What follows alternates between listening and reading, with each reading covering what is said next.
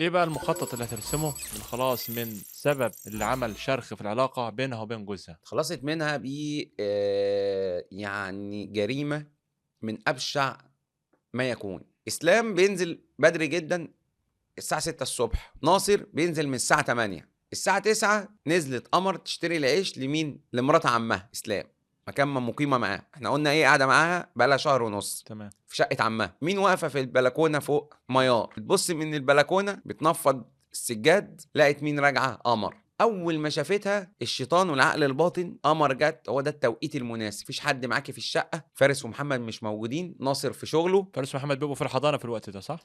ما كانوش موجودين في الشقة، هي قاعدة لوحدها ومعاها بنتها الصغيرة، كان عندها ساعتها سنتين. الكلام ده كان يوم 8/7/2023. راجعة من الفُرنة وداخلة على البيت، قالت هو ده الوقت المناسب، وهي دي اللحظة اللي هاخلص فيها من الصداع اللي مش عايز يفارقني. أول ما شافتها 09:00 نزلت لها من البيت، نزلت من فوق، قابلتها في المدخل، قمر داخلة، تقوم تقول لها إيه بقى، قالت لها: "باقول لِك إيه، أنا آخر يوم ليّا في البيت ده."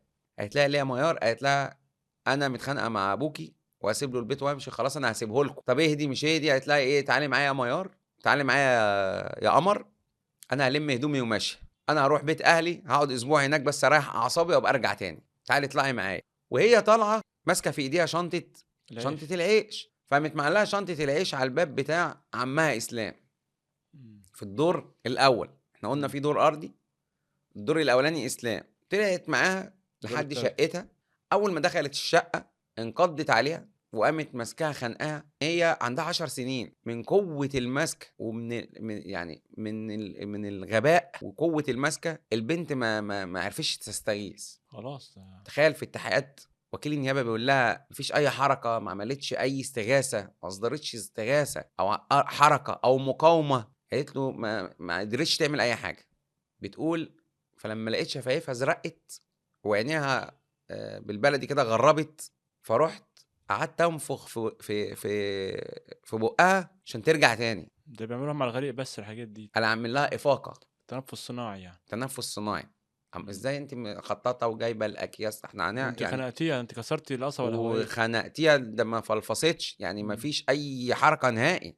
اتخلّصت من الجثة إزاي؟ أنا هاخلص إزاي؟ طبعًا هي مجهّزة أكياس، بلاستر عشان تقفّل الأكياس، وشوال دقيق فاضي، عشان هتقطّع. هييجي الوقت اللي أنا هاعمل فيه كذا، فهي عندها ده. رجعت تفكّر أنا مرتّبة حاجة معيّنة في دماغها، الترتيبة دي إيه؟ قالت طَب إيه، أنا هاضربها ضربتين عشان تبان إن في واقعة حصلت لها وحرامي مثلًا سرقها، فهو اللي ضربها بالضربتين دول. عايزة يعني إيه، تشتِّت إمم. أجهزة البحث، تدخل المطبخ تجيب السكينة وتضرب الضربتين، عايزة تخلص خلاص من الموضوع، إمم. فتقول لك إيه، طَب أنا هاولّع فيه وأخلص بقى من إيه، من الموضوع خالص. تجيب النار وتولّع في الملابس بتاعتها، على أمل إن إيه، إن كلّها تولّع إمم. فتنتهي المسألة يعني من وجهة نظرها. فالملابس تولع وبعض الحروق.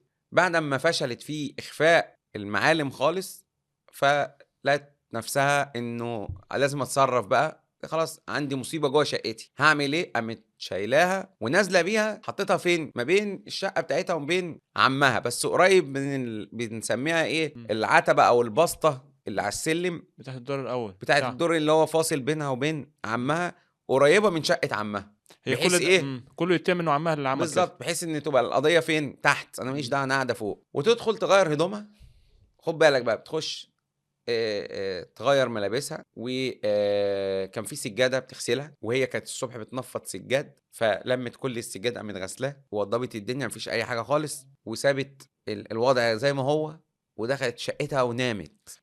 ييجي عمّها راجع من الشغل يلاقي إيه، فين مراته قالت له ده نزلت الصبح، طبعًا اتصلوا بيه، رجع من الشغل، ده بقى لها ساعة والّا ساعتين ما رجعتش، طب إيه راحت فين، جات منين؟ طبعًا خُد بالك بقى إيه، يعني هُم مش في دماغهم يطلعوا يدوّروا فوق. إمم. ليه؟ لإن أصلًا ما فيش وِد بقى يعني، صح.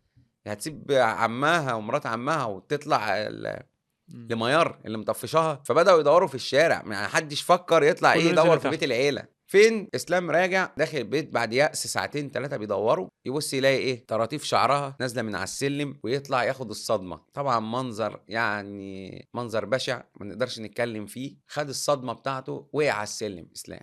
من الصدمة كده، قُلت لك كان بيعتبرها بنته، وقع على السلم من طوله، الناس مراته تصوّت، الناس تتلم، تنزل ميار تجري تصوّت زي مرات إسلام، يعني كإن ولا فيش حاجة، في إيه ده أنا كنت نايمة. يقتل يتيم يمشي في يعني جنازته حاجة فعلًا. غريبة جدًا، دي ما فيش خالص، ما فيش قلب خالص، دخلت نامت وتمام ومِيَّة، مِيَّة، وكانت جايبة فطار كمان فطرت بعد الواقعة، قعدت عملت فطارها وتمام، باقول لك وضّبت شقتها والسجاجيد وعندها وإيه، على وفي جثة على السلم، السلم. شوف إيه على السلم، طبعًا أجهزة الأمن تتواجد، وطبعًا مدير أمن دمياط وموضوع بقى، جه فريق البحث، في إيه، قال لك ده واحد غريب نَط، أصل كان من يومين في نعكشة على السطوح، هي ميار بقى، بس أنا شُفت واحد غريب على أول البلد، طبعًا الشرطة أول حد بيسألوه الشهود، الناس المجني عليهم بتاع، أول ما جه الراجل من شغله ناصر، طبعًا جابوه على ملا وشه، أول ما جه قال لك اللي عمل كده مين؟ قالوا له بُص هي بين أختك أخويا، ده أخويا واخدها إمم. كأنها بنته، أخويا مين اللي يعمل كده؟ اللي عمل كده ميار، اللي عمل كده مراتي،